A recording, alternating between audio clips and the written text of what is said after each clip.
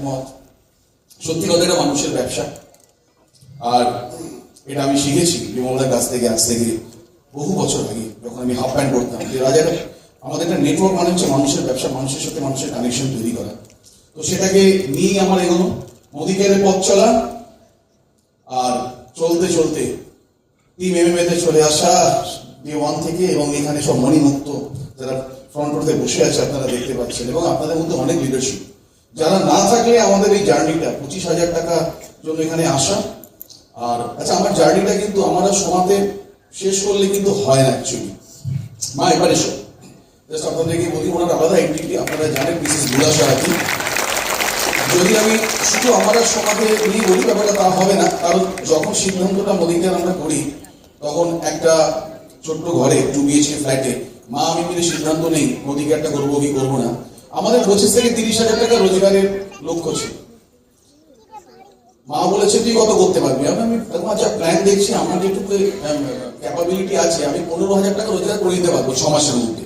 মা বলতে আমার উপর ছেড়ে দে, আমি 10,000 করবো, 25,000 তো আমাদের চলে যাবে। এইভাবে আমাদের শুরু করা। মায়ের হাত সেটা ছিল মানে 3,60,000 না 3,61,000, আমার 6,09,000 না কত, আমার ছেলে প্লাটিনাম ডিরেক্টর, সব মিলিয়ে আমাদের 10 লক্ষ টাকার উপরে মান্থলি রোজগার মোদিকে মায়ের চোখে জল। আসলে আমরা কখনই কোনো সম্মান যখন পাই, ভালোবাসা পাই, তখন আমাদের আজকের দিনটা মনে পড়ে না, আজ থেকে প্রায় 9 বছর আগের দিনগুলোর কথা মনে পড়ে। আজকের দিনটা আমাদের কাছে পুরো সিনেমার মতো অনেকের কাছে মনে হবে, যারা আমাদেরকে চেনেন না, জানেন না। অনেকে আজকে নতুন এসেছেন, তারা হয়তো ভাববেন এসব কাহিনী বলা হয় না, বলা হয় না। মোদি কেয়ারে কাহিনী বলা হয় না, মোদি কেয়ারে কাহিনী তৈরি করা হয়। আর আজকে এখানে আমরা যে সম্মান পেলাম স্যারের কাছ থেকে, যে চ্যাম্পিয়ন অফ চ্যাম্পিয়ন্স, আগামী মাসে যখন স্যারের প্রোগ্রাম হবে দেখবেন এখানে সবাই বসে রয়েছে চ্যাম্পিয়ন অফ চ্যাম্পিয়ন্স। এক এক করে সবাইকে শুনতে পারবেন। কেউ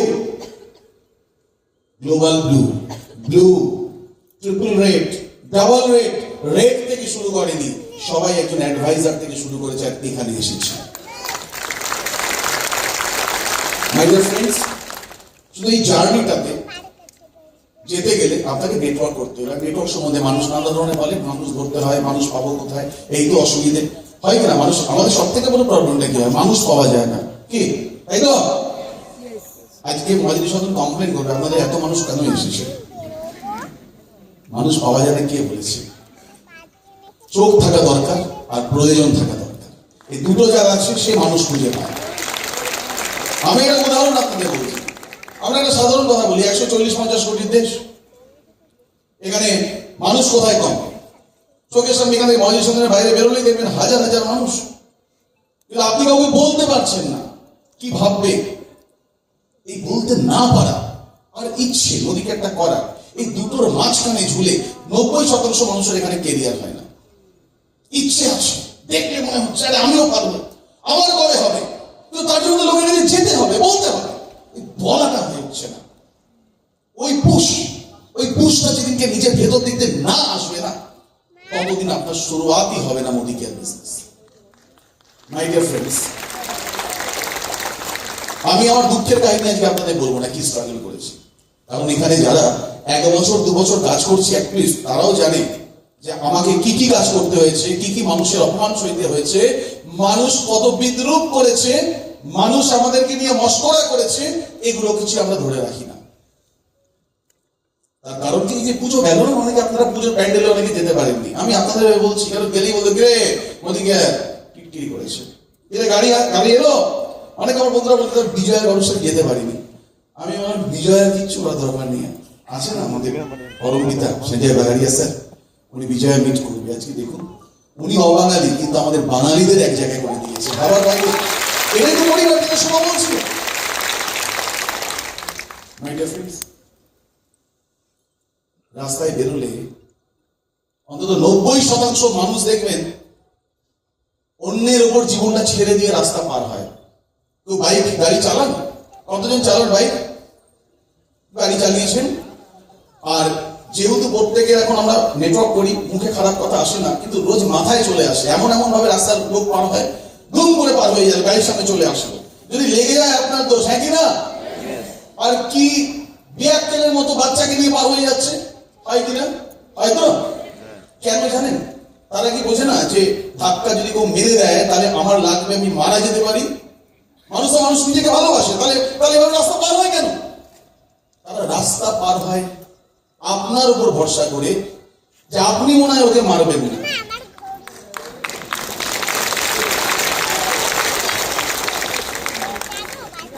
90% মানুষ অন্যের উপরে ছেড়ে দিয়েছে।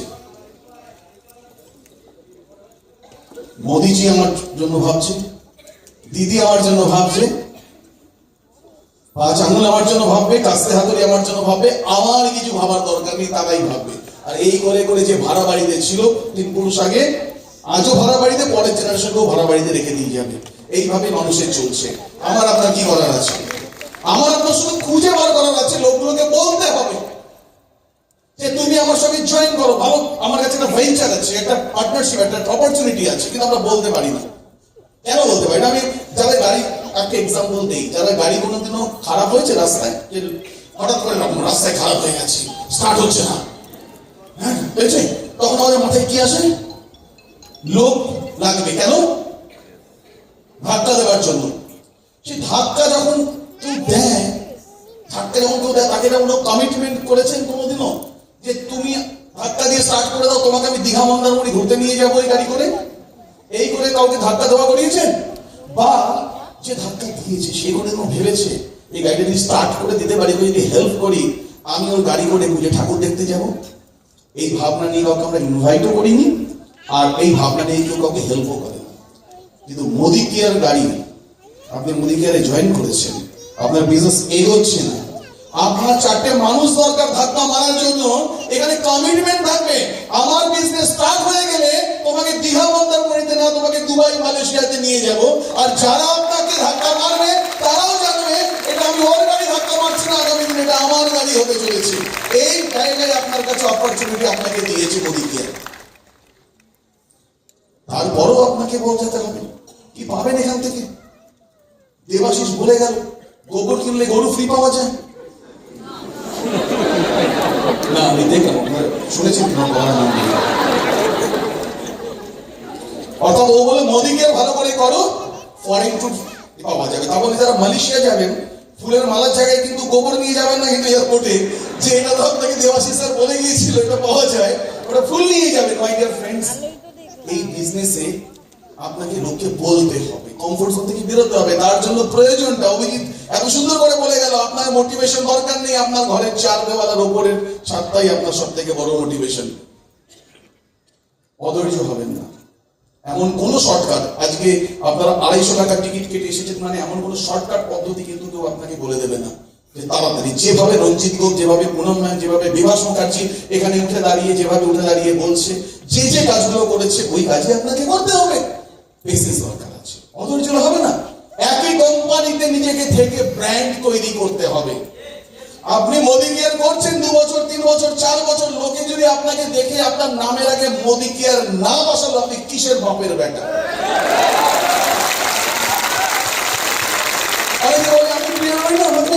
মোদি কেয়ার বলে, আরে ওটা অলংকার, ওটা অলংকার। আপনি কোন মোদি কেয়ারের দারোয়ান নন, মোদি কেয়ারের সিকিউরিটি গার্ড নন, আপনি মোদি কেয়ারের সমীর মোদিজির পার্টনার। এটা আপনি বুঝেছেন, আপনার চেনাশোনা মানুষগুলো বোঝেনি, তাই ওরা বলছে ওরা লোকের উপর ভরসা করে রাস্তা পার হয়। আপনি ট্রাফিক সিগন্যাল দেখে রাস্তা পার হওয়া মানুষ, কারণ আপনি এডুকেশনে আসেন, আপনি সিস্টেমে আছেন, জুম মিটিং করেন। আমি ভুল করতে পারি না। 5টা বছর আগে মুখ বুঝে কাজটা করুন, যা পাবেন তার মধ্যে